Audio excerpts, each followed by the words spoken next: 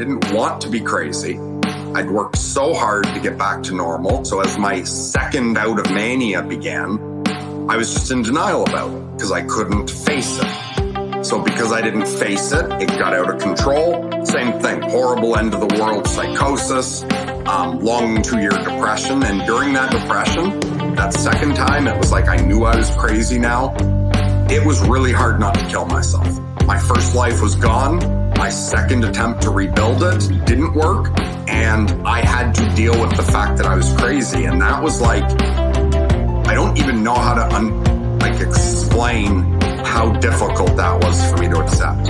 It was like, no, I did not want to be a fucking crazy person. And I really, really badly wanted to kill myself.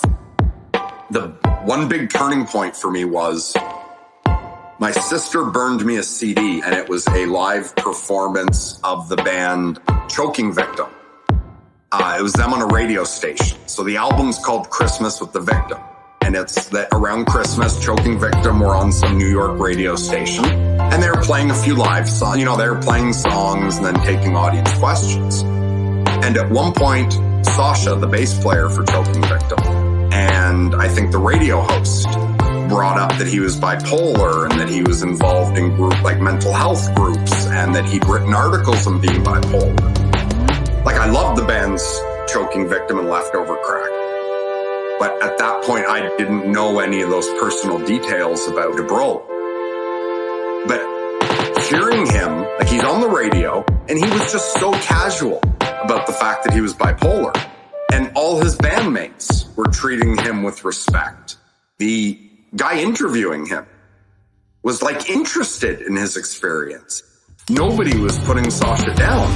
It was just, everyone was like, yeah, he's bipolar the same way that, hey, he's tall and he's, I don't know, Chinese. It was just a fact about him that didn't matter. And that hit me so fucking hard because I could look up to that band to a certain degree. Like, not that I idolized them in any way, but they were someone I could look up to if I was wanting to be in that frame of mind. And the fact that he was just casually discussing his bipolar, and a bunch of the stuff he's written is available free to download. At the point that my sister gave me the CD, I didn't have internet, I didn't have a phone, I didn't have a car, I never left my house. It was just and I didn't have people visit me either, like, often at all. My parents would just drop off my supplies every so often. But I told my mom about the CD, and I said, you know, he said, here is where you can go to print off his stuff. So I asked her to print out some of his material. She brought it to me. And when I read the first article he wrote, not sure what it was called now, something like Bipolar World, but Sascha had a total psychotic break as well. I think the police picked him up wandering in the subway tunnels in New York. He was institutionalized and whatnot. But after that, he wrote an article about the experience, and reading the stuff he wrote and some other things, like, led me to reading other things. That was the beginning of me being able to accept it myself. Was, if Sascha's crazy and he's someone that I don't look down on, maybe there's a way for me to be okay with being crazy myself. And so because that had such a large effect on me, I do think that could be one service I might be able to offer, is an example of someone who's just going to plainly talk about being crazy without being embarrassed.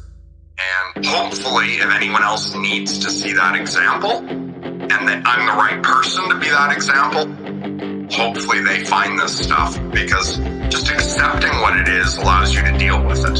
Trying to be in denial about it or run away from it, you're never going to learn how to deal with it properly. You're never going to learn how to deal with it properly. If Sascha's crazy and he's someone that I don't look down on, maybe there's a way for me to be okay with being crazy myself. Just accepting what it is allows you to deal with it. Trying to be in denial about it or run away from it, you're never going to learn how to deal with it properly.